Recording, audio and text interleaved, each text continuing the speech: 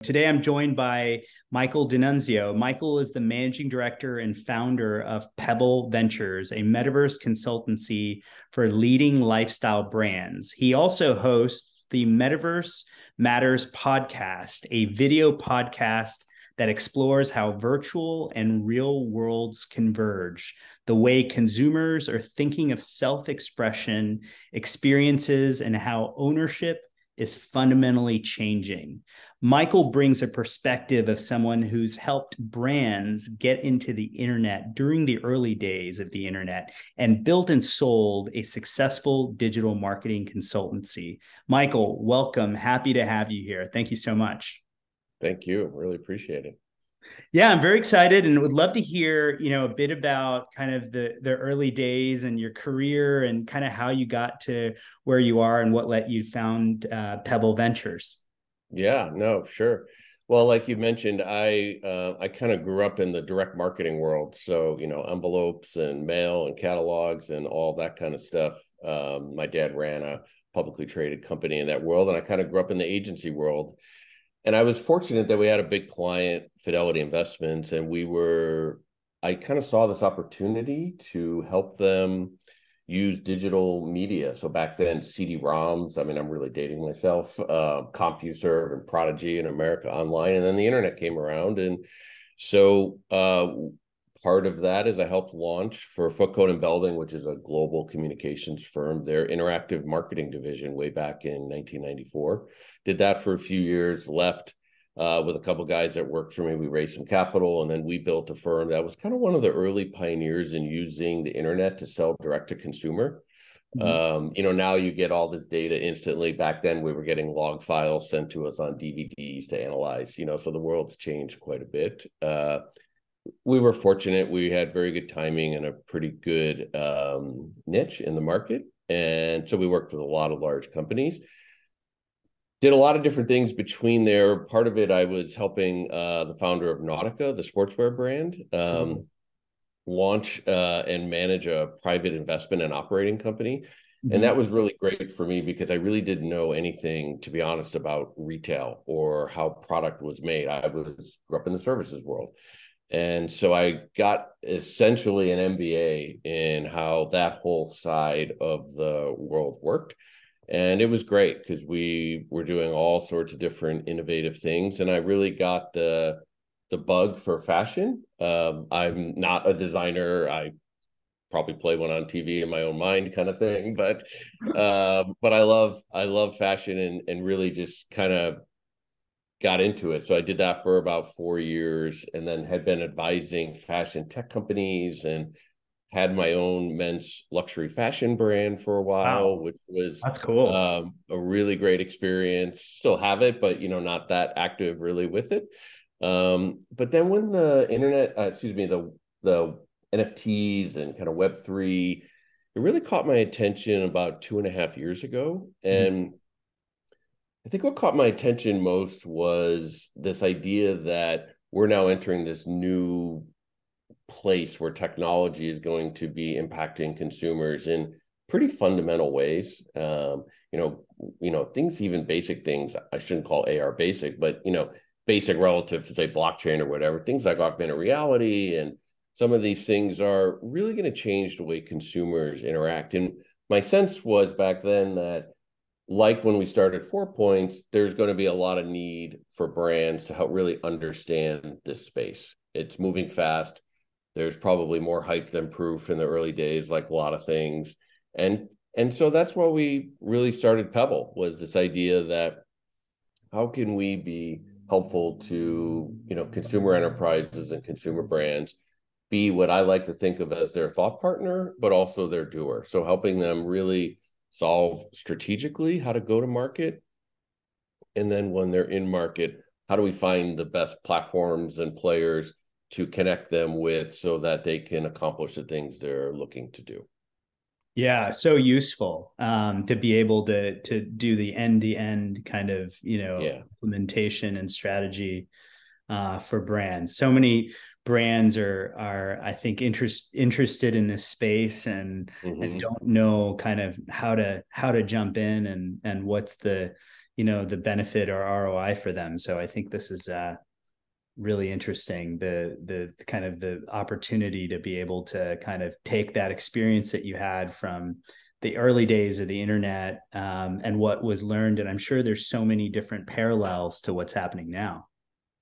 Yeah, there are. I wrote a piece in April of 2021, actually, called "Is It 1994 All Over Again?" And it was just this idea that as this new tech starts to really bubble up and as more consumers start to engage with it, what are just some of the things to be thinking about and how to be thinking about it relative to everything that I learned going through that massive period of the internet, from the very, very early days all the way through crashes, through Mhm. next evolutions, and all that kind of stuff. And Mhm. yeah, so we and I in particular really draw on that experience and try to really remember everything that I learned from that journey of 7 or 8 years to things that we're doing now for brands and what brands are going through today.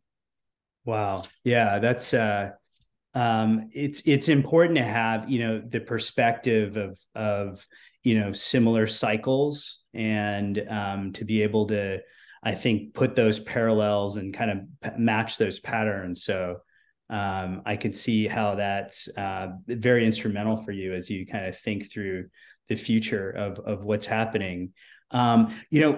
Just curious, I know you mentioned NFTs was kind of how you kind of got into some of what's happening now with the metaverse and Web3. What was your kind of first impressions of that? What was the thing that kind of sparked you to, there was something interesting here that was going on from your pattern matching from Yeah. that? Yeah. The most interesting thing that caught my eye was digital fashion. This Okay. idea that we could be wearing all sorts of different outfits throughout a day, whether that's tops, bottoms, jewelry, anything. It really just was interesting to me, especially as someone who'd been in the product world for so long, making product and knowing what it takes to make product and the lead times and the supply chains and just kind of all of that stuff. This idea that social media is already, fully entrenched in everyone's lives. People love to express themselves in all sorts of ways. And now when I started to see the early digital fashion, I thought, wow, this is super interesting. Like, I have a 13-year-old daughter and she can express herself. She has 9 different avatars on Roblox, right? And so, she can express herself in a million different ways with Uh-huh. digital fashion. And so that was the real light bulb for me, was this idea that, wow, self-expression can fundamentally change because of things like digital fashion. And then, of course, all of the technologies that are, kind of surround the metaverse. Yeah. Yeah. Fashion is I think a really interesting use case in the metaverse for a variety of reasons. Particularly, I think the environmental aspects Sure. of that. Just in terms of a lot of the things that we buy and sometimes wear only a few times, and maybe some of the influencers and creators that you see out there are just kind of doing it for maybe a photo or creating some content around a new outfit or something like that, and maybe that doesn't have to be a physically made outfit. It can just be totally digital. So I see Yeah. that's a very interesting kind of use case there. Yeah. For sure. What do you think is the future of that as we think about fashion? How do you think it's going to transform currently how we're working with brands and designers and creators? I know that Nike's done some very interesting things with involving their fans and customers into the creation of fashion. How do you see that kind of transforming? Yeah, I mean, Nike's definitely one of the leaders for sure. They acquired Artifact pretty early on in the game and have been doing quite a bit of innovation since then. And they've recently launched their swoosh.id program. That's one that I'm paying quite a bit of attention to. One of the early beta members of it, and it's super interesting to see how they're bringing their brand and creators and building a community and participation. And that's really part of the change in the model. It's not just somebody says this is what's in style. Now brands are reaching out to creators and communities to help them decide what's in style. And I think that's a really neat phenomenon that's going on. And there's a lot of other brands in the fashion space that are being quite innovative, Adidas and Farfetch and Tommy Hilfiger. But ultimately what I think they're doing is they're finding new ways to better engage with their consumer. The more that the consumer can, if they want, be involved in a process, be closer to a brand, feel like they have a say in certain things, it's pretty natural to just think that they're going to have a better relationship. They're going to be a more loyal customer. They're going to be a more profitable customer. And it's really a win-win. And so that's one of the big changes that I'm seeing.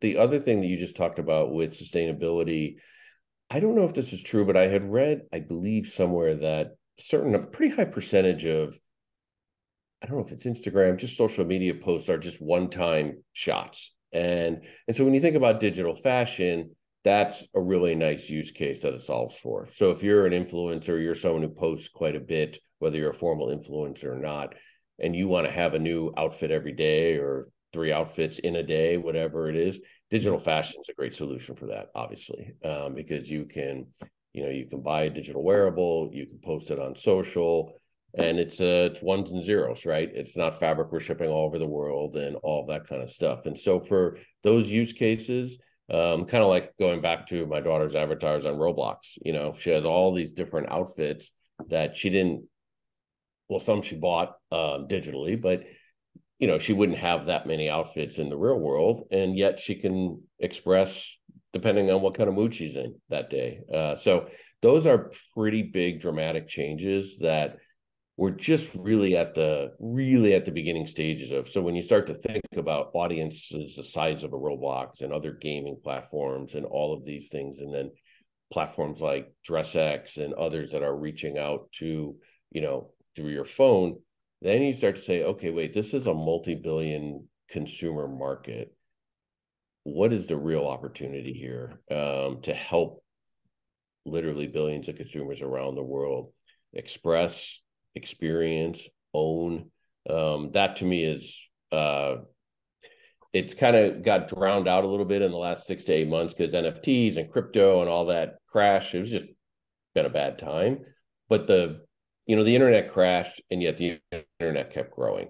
So I feel like we're in the same thing with kind of Web3 and the metaverse. Like NFTs crashed, crypto crashed, but there's a lot of building going on right now, and there's a lot of super exciting things that are going to be unveiling, I should say, over the next 18 months. And so that's what I'm super excited about.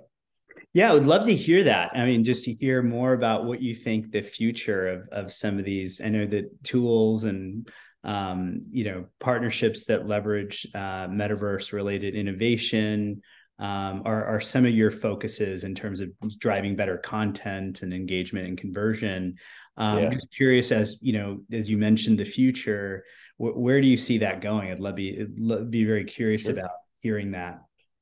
Yeah, I mean, we're really focused on a few areas right now. Loyalty is one of them. So probably the most watched Web3, I'll call it, loyalty program is what Starbucks is doing, right? So they've recently launched this whole new program. I was fortunate to get in early, and so I'm part of that too, it's really interesting to start to think about what they're trying to do and how they're trying to do it, and how they're going to introduce this to millions or maybe tens of millions of consumers, right? Which is going to open up the doors to, are we going to be in a place a year from now where so many millions of consumers have been introduced to ideas like what Starbucks and other brands, Nike and others, are doing, that's going to become the new norm.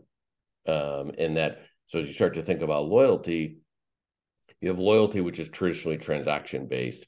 And a lot of the new Web3 loyalty, in theory, is based more on engagement. And so now you're starting to add engagement to transaction to create kind of this sort of more enriched loyalty profile.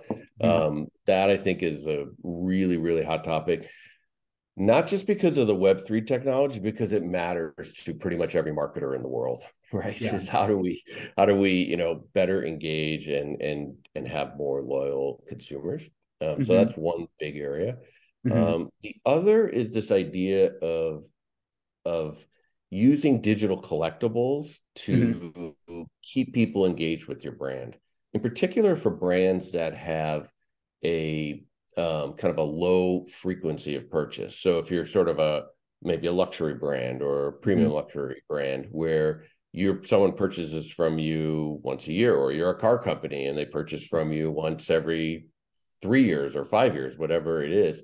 Yeah. How do you use digital collectibles to keep them engaged with your brand in between those purchase times, so that ultimately when you are ready to do your next purchase or get a different product from them, it's not like you haven't heard from them for 6 months.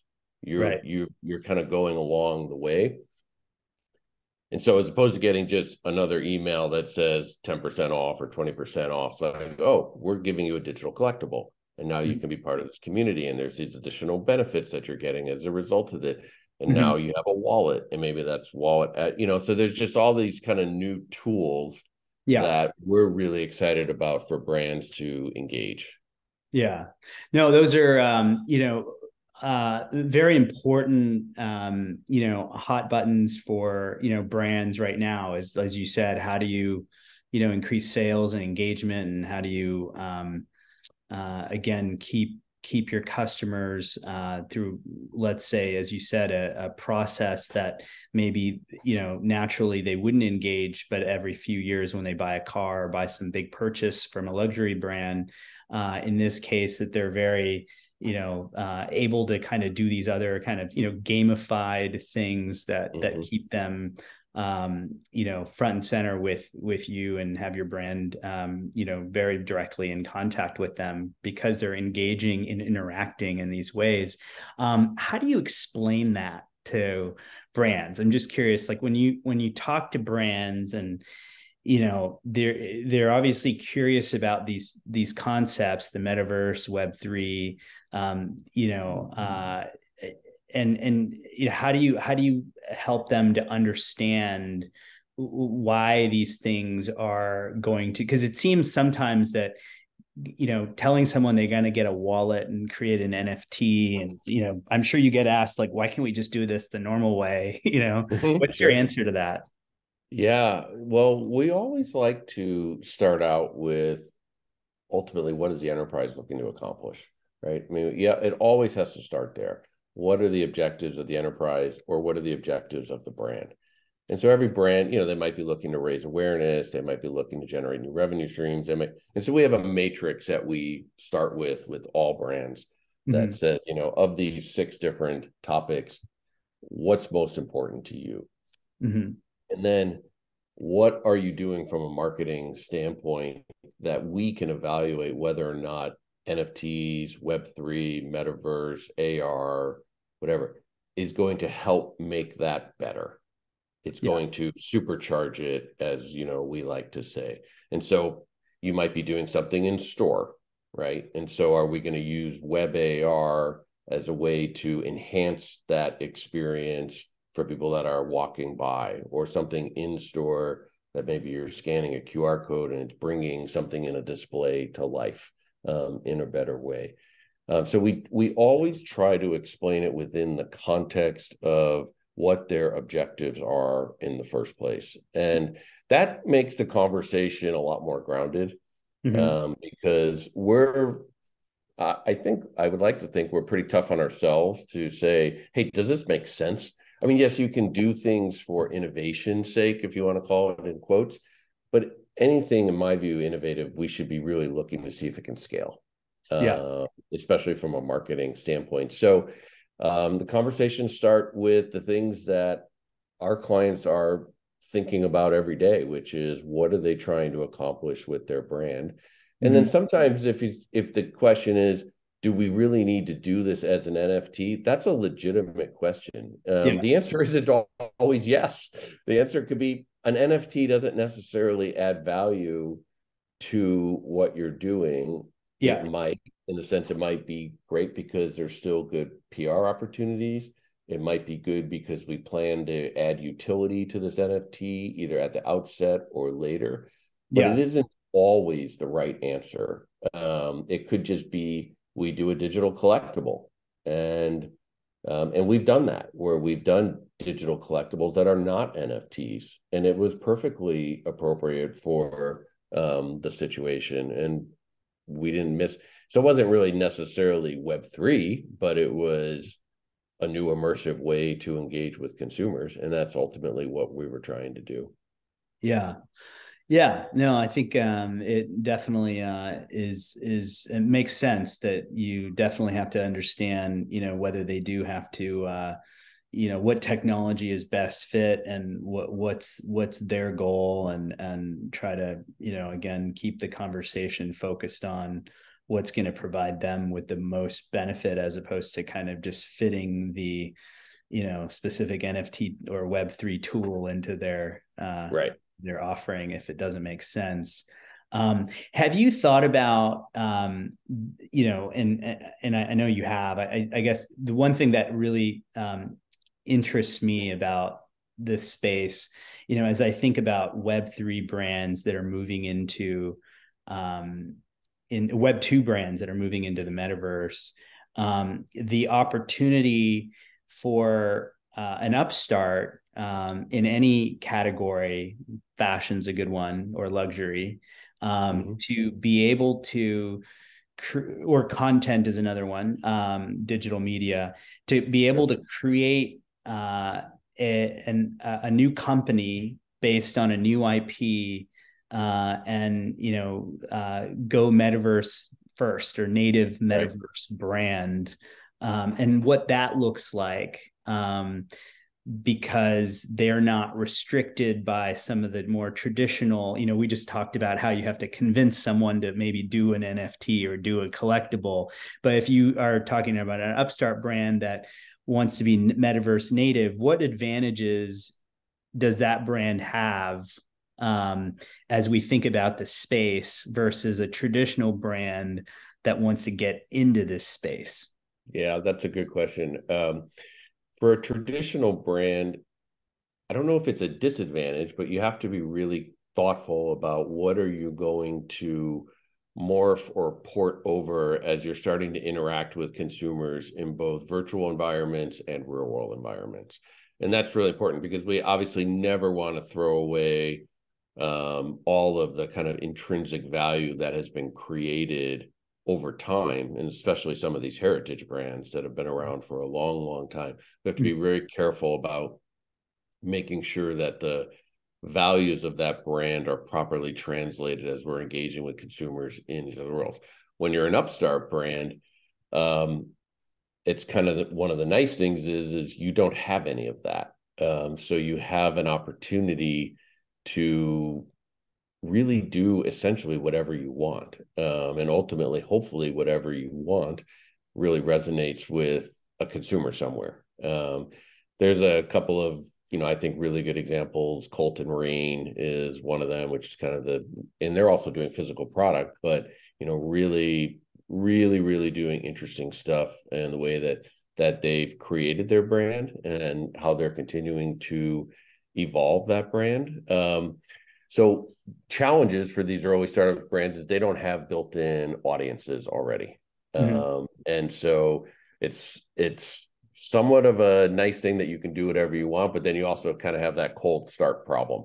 Like, how do we build an audience around this? And so I think for the ones that to me are staying up top and have over the last, we'll call it 18 months or 2 years, they've really done a good job, I think, from a PR standpoint.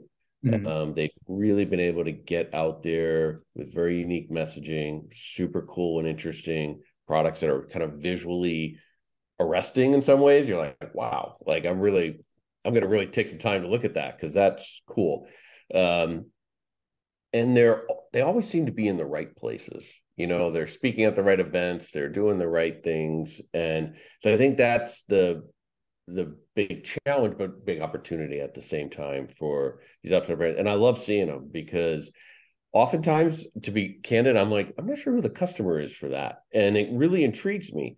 Or I'm not sure that's a long-term play. And it just really intrigues me because I don't know the brand, so I'm not close to it. I'm not being critical of it. I just like, wow, that's so different and so new. I wonder if that's a flash in the pan or staying power. And then, you know, a couple that have been around for a couple of years, I'm like, wow, that's quite a vision they had. You know, they were bringing something to the market that, you know, probably they may not have even known was going to be this successful, but they've been able to find that audience, and that's really cool. That's really good for the space too, because a lot of legacy brands can learn from that, right? Like, what are the things that, and there's a lot that Web3 brands can learn from legacy brands too, by the way. So, you know, there's, to me, where I like to think of it as almost like this: how do we build more collective expertise? How do we share with each other ways that we can all help each other out, really, at the end of the day? And so the more we can bring Web2 and Web3 together, the more we can bring content and technology together. Where everyone's on a learning journey here. That's the most important point. And so, you know, the more we can do that, I think better for everybody. Yeah, for sure. I mean, I think I think Web3 brands have so much to learn from Web2 brands. So the perspective that you bring is so invaluable from being around in helping those brands get in on the early days of the internet, and seeing this again. I think that's just amazing. So it's Thank you. really, really important. Going on to another topic, I know you have a podcast as well. We do. Metaverse Matters. Would love to hear. We're pretty new at building a better world podcast here, and I've learned a lot from all of our guests and the conversations that we're having, and it's just so amazing to hear the stories and to get some of these perspectives. Just curious, what's it taught you? I mean, just about either this subject or your life when you're having these conversations. Just curious to hear about that. Sure. Yeah. Probably the most important thing is, like you just said, I shouldn't say I can't believe, I do believe how much I learn every time I'm on these conversations.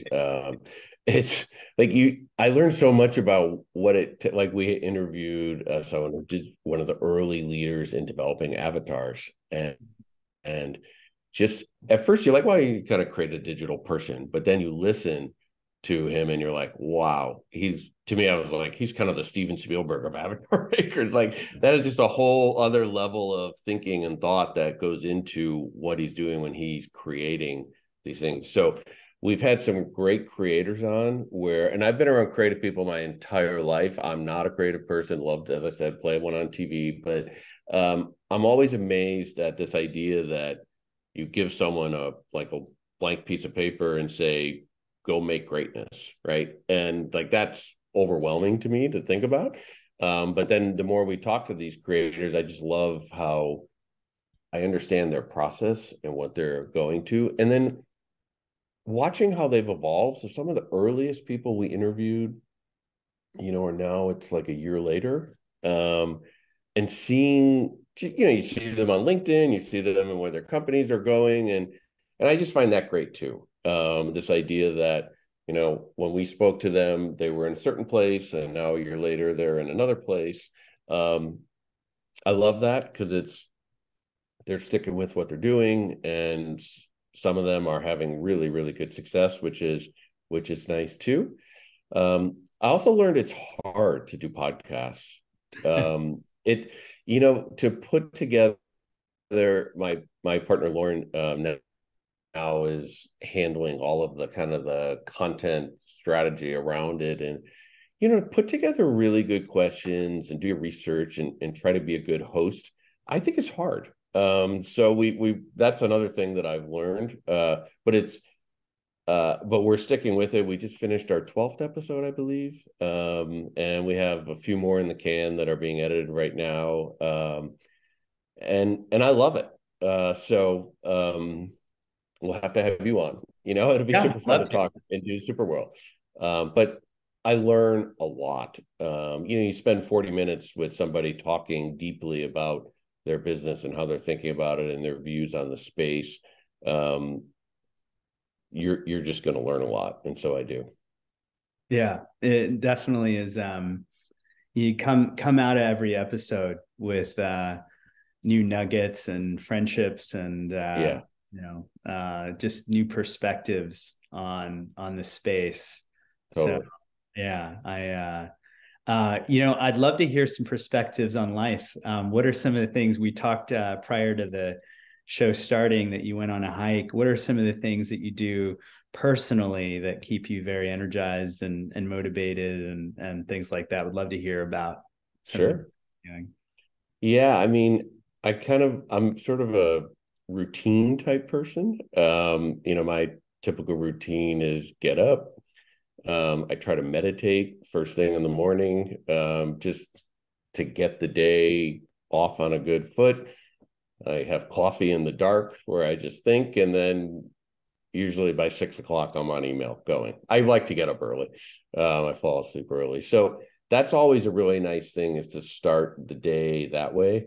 Today, I did go on a hike right before this podcast because I just had so much going on in my mind. One, to be candid, I was a little nervous about I've been a host of a podcast, but I've spoken on panels a lot, but this is my first podcast. So I was like, maybe I should just go for a hike and let my mind clear and do that. So yeah, hiking is a big thing. I've got a couple kids, 13 and 17, and Nice. when they're at that age, they're kind of the center of your life, really. And so that's a huge amount. They're very different people. And I just get a lot of just, I don't know, energy from them, to be honest. But we live in Northern California. It's pretty easy living out here. It's pretty nice. So you can go on hikes, you can go down the ocean. I don't golf nearly as much as I want to, but maybe I'll fix that this year. But yeah, I've learned with being in startups for a while and being in a space like the metaverse, which we're doing it 24/7, and yet you can always feel behind. Mhm. And Yeah. so I've learned how to try not to feel behind. Okay. And How do you do that? yeah, I've kind of reduced the number of things I read, but in particular, I try to reduce the number of rabbit holes I go down, Mm. because there's so many. I could read about this, I could read that, and the next thing you know, you could be in all these different places. So I really try to I try to really identify at the beginning of the day, what do I need to actually get done today? Yeah. And then try my hardest, because I'm a curious person. But Mhm. try my hardest not to go down a million rabbit holes, because they're all interesting. That's kind of the point. Like, they're all Yeah. like, you come across SuperWorld, say I hadn't heard of it. It's like, well, I'm so curious. Then there's a video, and then you're trying the AR, and and the next thing you know, you're 45 minutes into it. And you're like, oh my gosh, now I got to get back to all these other things. So definitely try to just be pretty disciplined about what I'm trying to accomplish each day. Which, Yeah. some days I'm better at it than others, like most people. Yeah, yeah, for sure. There's a book that I've read a couple of times, and it's always good to reread it because it just reminds you. But it's called The One Thing. Have you heard of this book? No, I haven't. Oh yeah, it's really great. I'll give you the let's see if I can find the author. It's the guy who started Keller Williams. Sure. It's called The One Thing by Gary Keller, who's the founder of Oh, Keller okay. Williams, the real estate company. Yeah, And sure. it's a great book on what you just said, which is really kind of trying to refine your day to whatever that one thing is and like focusing Mm, on that. It's hard to do, especially in our space where yeah. there's so many things. I Right. think anyone would say this, but especially when you're talking about the metaverse bringing together physical and virtual, Yeah. So, but yeah, I highly recommend that book to do what you're I do. trying to accomplish as well. I'll ask you another question about, you talked a bit about the kind of things that you do to disconnect, hang out with Yeah. your kids, go on a hike, things like that, and do meditation, things like that. And then we've been talking about the metaverse, which is all very virtual things, fashion, Yeah. talked a bit about that, and just loyalty and engagement using kind of avatars and NFTs. And how does that come together? So what are your thoughts on, how, when you're on that hike, what are you doing? Like, how is that connecting to your virtual life? How is that connecting to your physical life? Just want to get, the reason I bring it up is SuperWorld. That's what SuperWorld's about. Right. SuperWorld's all about kind of, how do we try to keep you in your physical world? Because we're all about the physical world, but we're all about bringing, virtuality and Web3 to enhancing that physical life. So I'm just curious on your views about those things, kind of, in your own life. How do you think about those things? Yeah. For me, I haven't traveled a lot over the last couple of years, like so many people. But I see it much more active and engaged when I'm traveling, when I will be traveling. I was recently in London because I was at Spoke at NFT London, and I found myself just trying to think about using AR as I was walking down streets that, obviously I don't walk down every day and things of that nature. I love Florence, probably one of my favorite cities. It probably is my favorite city in the world. And like if I were traveling there today, there are so many places I would want to go back to and use these technologies to make that experience richer. Go to the leather market and the Duomo and the Ponte Vecchio and all these places that would, I think, be really interesting and fun. And so in my day-to-day life, when I'm hiking or golfing, again, which I don't get to do as much as I want to, I don't typically bring those two worlds together because those are true releases for me. They're really meant to be unplugged. But other than that, yes, at home and things of that nature, I really do. I like AR a lot. I think it's really come a long way. And I like the idea of experiences. Like even with SuperWorld, I was pulling things just the other day in my living room, which I thought was cool. It's like someone posted something from somewhere and I was able to use that asset and do different things. I like that because to me, that's just a fun way to spend some time. It's interesting, and ultimately that's what's going to make or break all of these companies that are in this space, if they really found a way to enhance and enrich an experience for a consumer. And so that was a long-winded answer, sorry, but that's kind of how I think about these worlds coming together on a more persistent, consistent type basis, if there is that. No, it's a great answer. No, it's really, I think, I like the fact that you said you like to totally unplug. I mean, that's what we're all about that. Yeah. I use an example of, I have like a Whoop band on, right? Yeah. And that monitors my sleep and just my workouts and different things. It's very passive. I don't even know that it's on, but Yeah. there's data there. There's things that are being tracked, and again, I'm giving Whoop permission to know that about what I'm doing. Right. So I think of some of these things as we build SuperWorld. Kind of how do we enable you to like passively benefit from your Mm-hmm. physical activity, whether it's playing golf and Yeah. giving you incentives to go play golf, Yeah. and enabling you to get benefits from other companies or brands, because you are on the golf course, Right. potentially. Yeah. So Totally. and to do that in a way that enhances the unplug, you know uh, Right. so kind of in doing it in a passive way, doing it in a humane way, meaning not to, again, make you feel like you are plugged into any device or need to check things or things like that. Maybe you just, you got a POAP for going and playing golf, and next thing that means that you've gotten something else, from this luxury brand that you're working with, things like that. So, but yeah, that's very interesting. As a closing, I'll go to a couple of fun questions. Sure. That would love to hear. I know learning is really important for you, and we talked about in the podcasts and how you're kind of picking up things all the time. If there's anyone in the world that you could take out for lunch, current or in history, who would that be, and what would you want to learn from this person? Wow.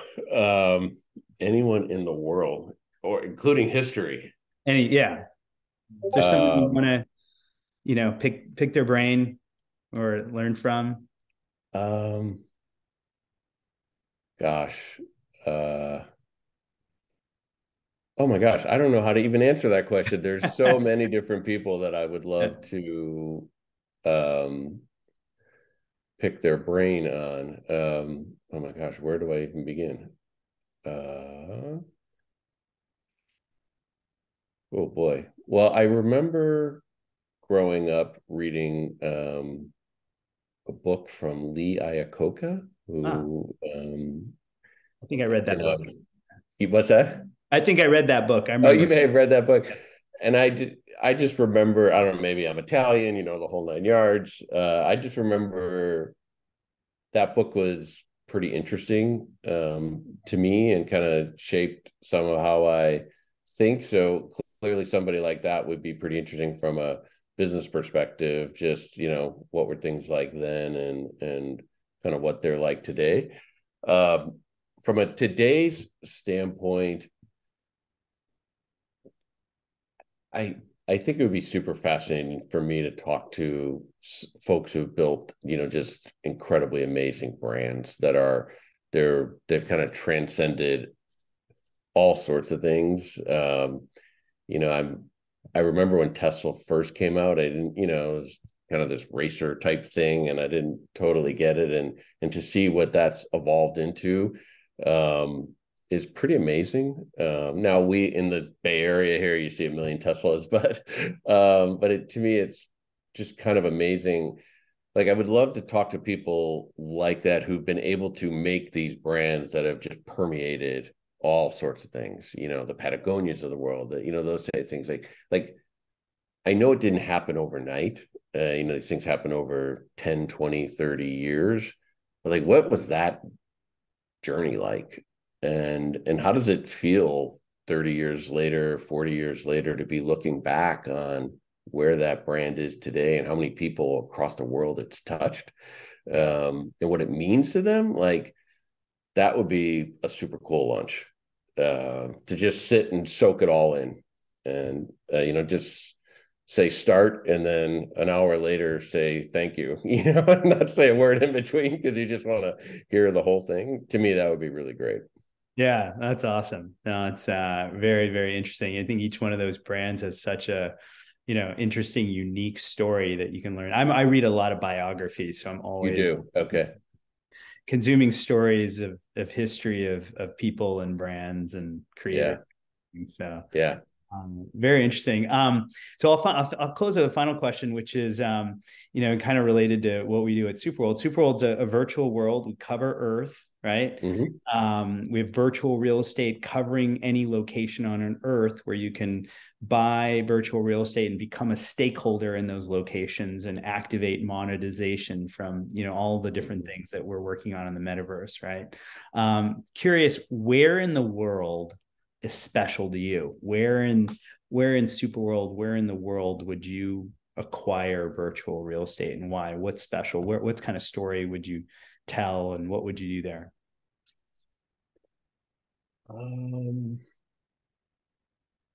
Well, if I only one, It could be more than one, which is what the typical customer gets, about 10 to 15 properties. Yeah. Well, it's hard to pick just one place, right? Yeah, I was going to say, you're asking me hard questions. So if I had a few, if I were able to pick a few, one that I would pick, and I should go and do this, is the apartment that my parents had back in Brooklyn, where I was born. They just celebrated their 60th anniversary last week, and it was super cool to think 60 years. Wow, like that's pretty amazing. I'm not even that old, right? And you've been married a lot. Like that to me would be pretty interesting to just think like when my kids say like they can go to SuperWorld in 20, 30 years from now and be like, that was Papa and Nana's place, like that. That's kind of where it began. Like that to me would be interesting, because there's some legacy and some story, and it could be gifted and all that kind of stuff, which I think would be, it's an heirloom, right? It could be pretty cool. That's awesome. Florence would be a place for sure. We've been there many, many times. So definitely somewhere in Florence. I'm not sure which piece of real estate. I had to guess probably the Duomo area, because been there so many times and it's just such an amazing structure. So I would say those would be two that I would definitely want. Nice. Yeah. It's always great to hear the stories. They're always personal stories, so I really enjoy that. You're a fan of Italy. I love Italy too. So it's yeah, wonderful place. So much history and culture, and so many creators. Oh my gosh, yeah, incredible. Yeah. Well, thank you so much. I'll ask if there's anything you want to say to close it out, any message or anything you want the world to know. I want to thank you for building a better world and all that you do. Love to hear if there's anything that we missed talking about that you want to mention. No, I really appreciate the opportunity to be on. It's been fun. Some of the questions were hard. Thank you. But no, again, I really appreciate it. I just maybe reiterate the message of this idea of collective expertise. There's so much we can all learn from each other and I think the community does it really well, honestly, but we just need to do more of it. This is going to be a really important year for Metaverse and Web3. I think it's a real proof year. And so the more we can help each other, on that journey, to me, the better. Awesome. Yeah, I totally agree with that. And how can anyone find you on the internet? What's the best place to find you, Michael? Sure. LinkedIn is great. So just Michael DeNunzio and LinkedIn, or Pebble Ventures and LinkedIn. And then pebbleventures.com, our website. So please do. I'm becoming more active on Twitter. It's relatively new for me. So I'm there, but not super active. Just kind of, I've been more active over the years on LinkedIn, but definitely finding a lot of value now out of the Metaverse Web3 community that's on Twitter. But I would say, LinkedIn is the best. Awesome. Well, thank you again. Really great conversation. Looking forward to talking again soon, and Sure. Appreciate it. Enjoy the weekend. Thanks for being you too. Building a Better World podcast. You bet. Thanks so much.